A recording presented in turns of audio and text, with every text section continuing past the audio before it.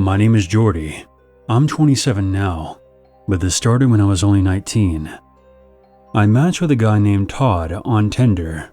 He was a few years older than me, maybe 23 at the time.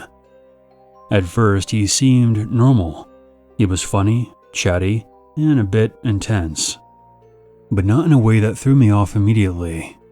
What I mean by that is that he and I talked for 4 days before we went out, and within those days, he found me on all my social media without even asking me. We went out on one date in Pittsburgh. Just had some coffee at a small shop near my campus. I wasn't feeling it. No vibe at all. Just one of those quick Tinder dates that you move on from. But Todd didn't get the memo. After that first date, he texted me every day.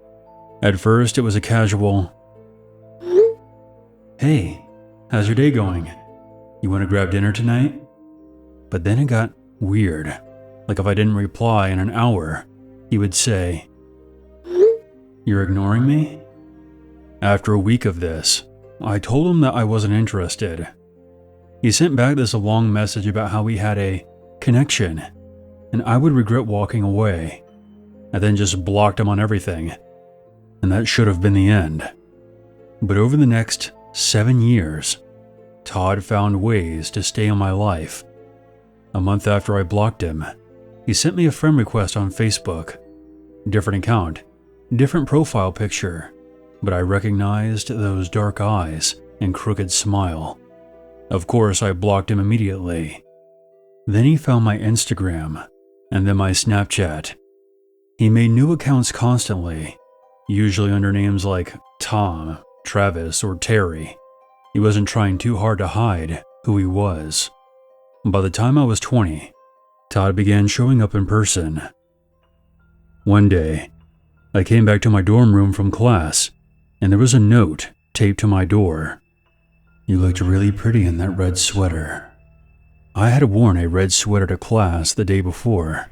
When I told my roommates, they thought maybe it was a guy from my class who liked me, or maybe it was a prank. I wanted to know if they had seen anyone around the dorms matching Todd's description, but they said they hadn't seen anyone like that. Then, the pictures began coming in. I would get these envelopes with my name on them, filled with pictures of me walking on campus, standing in line at the grocery store, sitting in a coffee shop with my laptop. Always from a distance, but close enough that I knew it was me in the photos. I went to the police. They brushed it off at first, saying unless he threatened me, there wouldn't be much they could do. They told me to keep records of everything. So, I started saving screenshots, printing messages, and writing down the times I spotted him. I eventually moved to a different part of Pennsylvania, hoping that he would lose track of me. For about 3 months, this worked. During this time, I met a guy named Alan. He was the total opposite of Todd. Gentle, patient, actually funny without being creepy. He knew about Todd from the beginning, because honestly, at that point, I had to tell every guy I dated about him. But Alan wasn't scared off like the others. He told me that we would deal with it, together. And for a while, I really thought things were looking up. Alan and I dated for almost 2 years. By the time I was 25, we were engaged. He proposed to me on a hiking trail in Lancaster County. Just us and the trees. No big crowd. It was perfect. I finally felt I could breathe. Like maybe Todd had moved on because things had been quiet for months. However, 3 weeks after Alan proposed, Todd made it clear he had never left. Alan's car got keyed while parked outside his job. The words, "Leave her," were scratched into the hood. Then he started getting texts from an unknown number, saying things like, "She's mine. You're wasting your time." We went to the police again, but of course, with no hard proof it was Todd. We had nothing to pin it on him. Alan tried to stay strong, but I could see that this was eating away at him He checked over his shoulder whenever we walked to his car. He kept his phone on silent because the harassment never stopped. He even deleted his social media accounts and was always paranoid.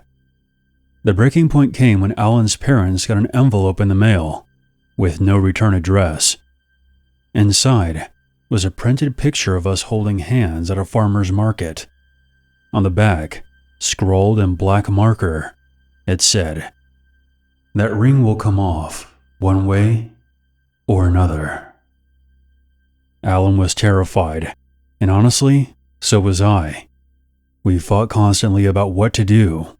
Alan wanted me to move away with him, but I was stubborn and wanted to stand my ground and not just leave our families behind. But eventually, Alan broke. One night, he sat me down and said, "I love you, Jordy, but I just can't do this anymore. I can't live my life waiting for him to show up at my door and try to kill me." We split up a few weeks later. I had to give the ring back, and just like that, Todd had stolen another piece of my life. After Alan left, Todd seemed to get bolder. He wasn't satisfied with just driving away the people I loved. He wanted me to himself. Over the next couple of years, Todd's presence became like a shadow. Sometimes he would vanish for months, and I would start to believe that maybe he had finally let go. But then, I got a text from an unknown number at 2 a.m. saying something like, "Do you still wear that necklace your mom gave you? I miss your long hair. I don't know why you had to cut it." Last year, things escalated again. I was working late in Harrisburg when I walked out of my office to find my car handle smeared with something sticky. At first, I thought it was sap from a tree since I was parked under one. But when I got closer, I realized it was honey, with a note stuck under my wiper that read, "Sweet things for my sweet girl." I threw up right there in the parking lot. I had no idea how he had found me again. I moved multiple times, changed jobs, got a new car with a new license plate, and deleted all my social media. That night, I didn't go home. I drove to my friend's house and stayed there for a week. When I finally worked up the courage to return to my apartment, there was another note on my front door. "Running doesn't make me lose you.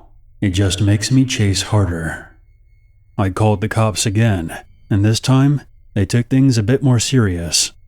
They opened up a case file, but Todd was a slippery bastard, always using fake numbers, fake accounts, and never leaving enough evidence to pin him.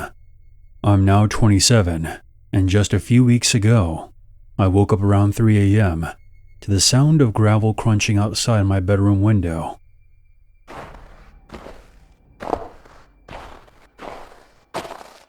I live in a duplex with a small driveway, and no one should have been out there.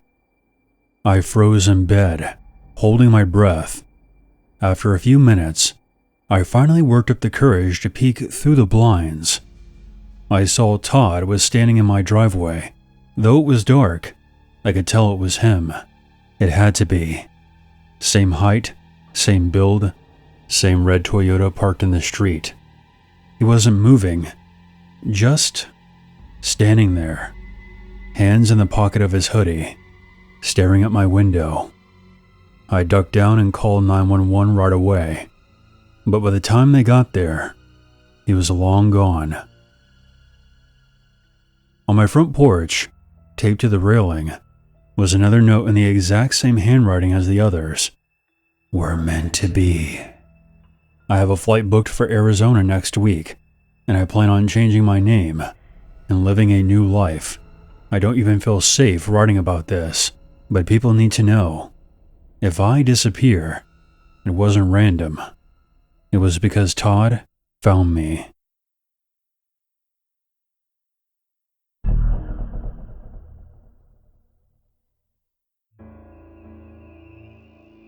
My name is Maddie. This story takes place when I was around 12 or 13. I've listened to this channel for years, but I never thought I would actually sit down and write out what happened to me. I'm from a fairly well-known small town in New Jersey. Growing up, I went through all the typical fangirl phases: Big Time Rush, Justin Bieber, One Direction, 5 Seconds of Summer, but the band that I was completely obsessed with at the time was Why Don't We? My mom has always been the super involved type. She tends to get into whatever I'm into, so she started listening to their music as well. As a surprise, my mom and dad saved up and bought tickets to see the group perform at the Radio City Music Hall in New York City. I was ecstatic. I picked out my outfit, which was a band t-shirt with pink denim shorts, and I could barely contain myself. When the day came, I was scrambling to get ready. 13-year-old me genuinely believed one of the boys would spot me in the crowd of millions of girls and fall in love. We lived about 2 hours away, without traffic, and since my mom hates driving into the city, we decided to take the bus instead. We were already running late. The bus stop was about 25 minutes from our house, so we sped there, blasting Why Don't We songs along the way, laughing and singing together. We arrived just in time and rushed on board. Because we were the last ones on, all the seats were taken except the last 2 rows, and I took the window while my mom sat in the aisle seat. As the bus was about to pull out, I suddenly caught a horrible stench creeping in from the front. I looked up and saw a ragged man, maybe in his late 60s or early 70s. His clothes were filthy and torn, and he carried a plastic bag that seemed to be adding to the smell. He looked homeless, and when he smiled, I saw his teeth, yellow, broken, and rotting. Since the bus was full, the only available seat left was directly behind my mom and I. As he walked down the aisle, his eyes scanned the passengers, then locked on me. Now, I've always been a true crime junkie, even as a kid, so the second he stepped on the bus, I was on high alert. I noticed where he sat, right behind me, and I couldn't help but glance back at him. He must have noticed, because our eyes met. Something in his expression changed. He then leaned toward my mom's ear. "Your daughter is so beautiful. I'm going to marry her when we get off this bus," he whispered. My stomach turned.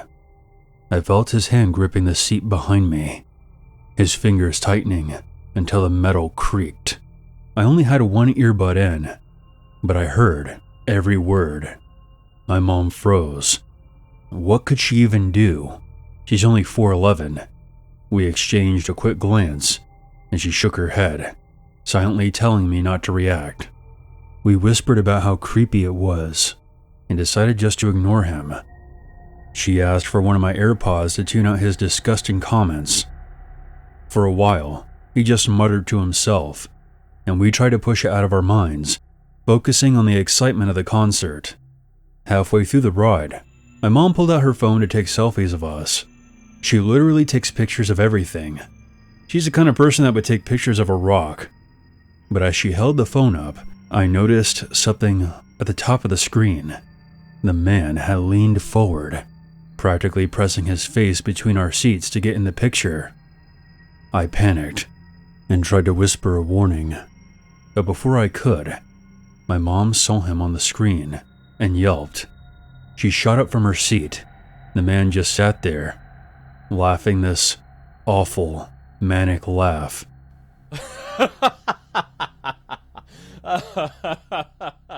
While the nearby passengers turned to look, I remember feeling frozen, terrified for both of us, and even for the woman who was sitting across from him.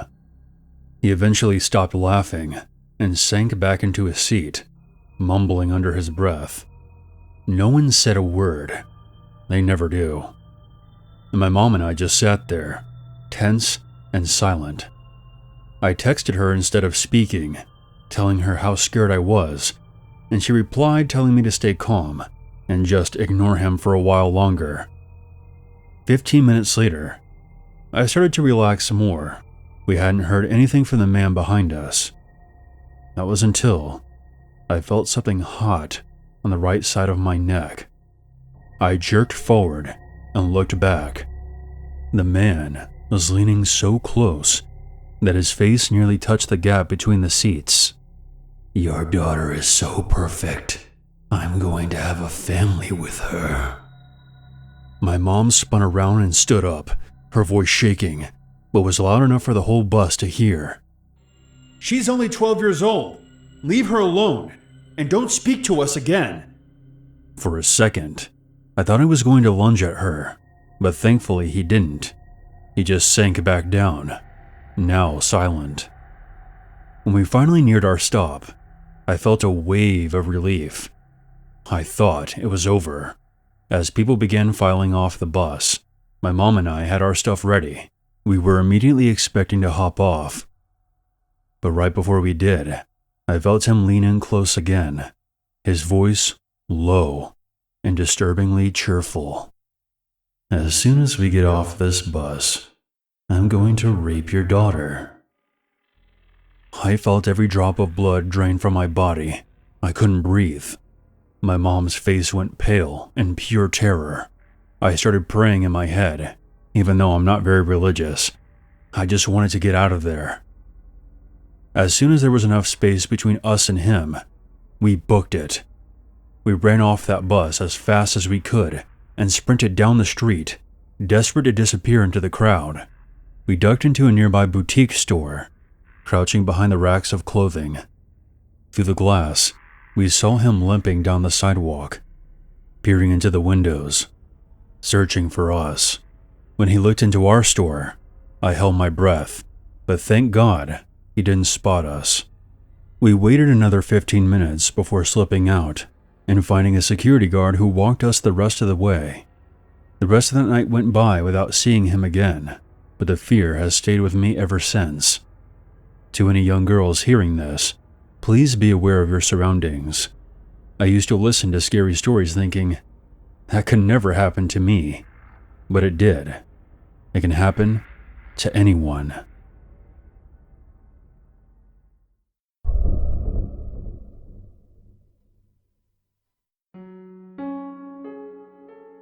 I've been a long-time listener and a huge fan of your channel. I wanted to share a true story from my junior year of college during the COVID-19 lockdowns when campuses were letting only a handful of students back in. But since I was an RA, I was chosen to return. The campus was mostly desolate, but I didn't mind it. My school owns a stretch of forest where the trails began on private property, but eventually fed into public pathways. To avoid feeling trapped in my dorm, I would go for long walks there. It was winter, and the trails were frozen. A river ran alongside the walking trail, its surface sealed over with ice. The trails were typically empty, and I would usually have my headphones in, music blasting. But I still tried to stay aware of my surroundings. After all, I'm an avid horror story listener.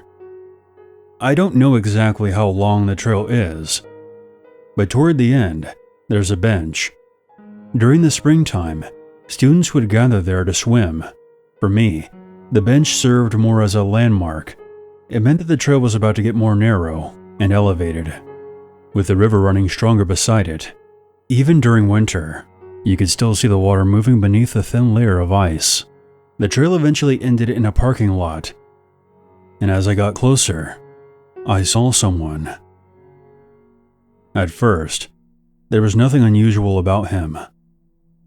He looked to be normal, maybe late 30s, early 40s, white, with a beanie, denim jeans, and a light-colored jacket on.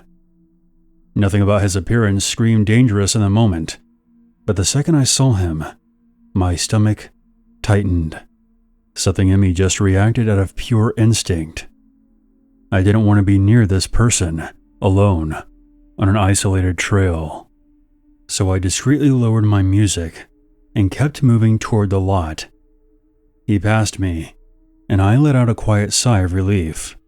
Perhaps I was just talking myself into a worst-case scenario. Since I had to walk back the same way I came, I waited for a while, so the man could get far enough ahead so I wouldn't end up right behind him. When I finally started walking again, I kept my pace slow. I told myself I was overthinking this whole ordeal, too many horror stories in my head. But everything changed when I got back to the bench. He was sitting there, seemingly waiting for me.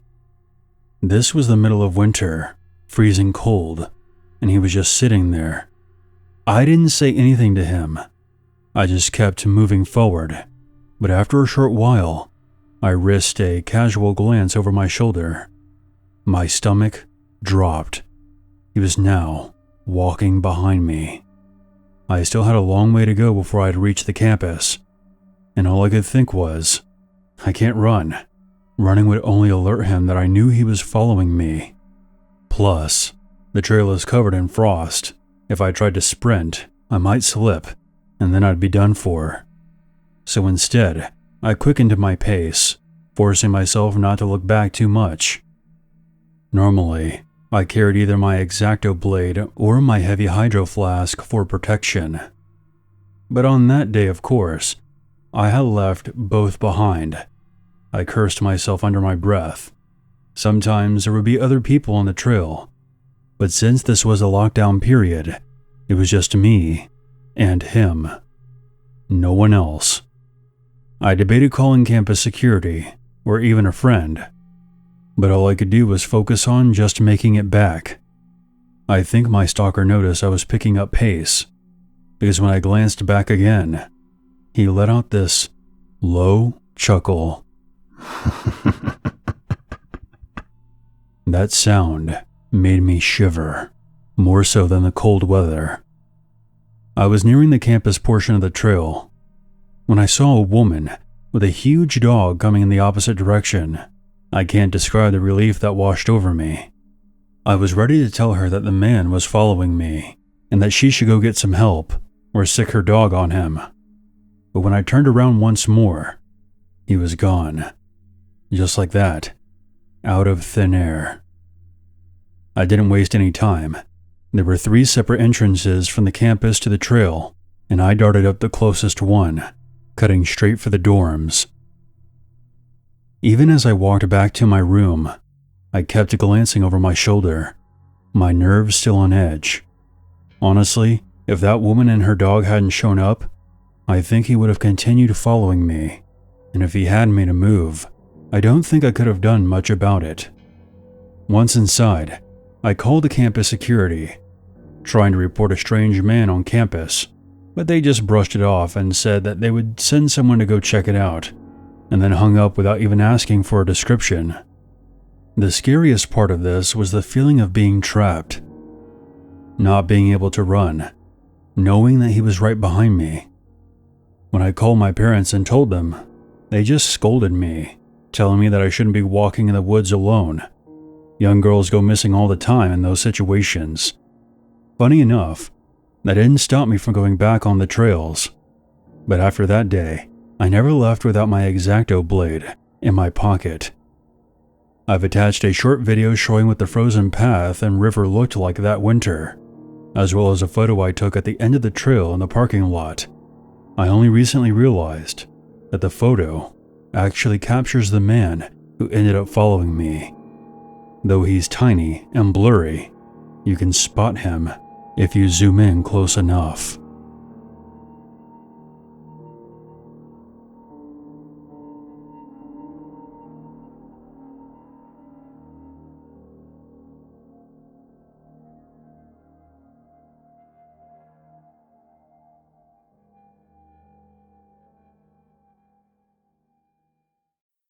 I love you, Jordy, but I just can't do this anymore.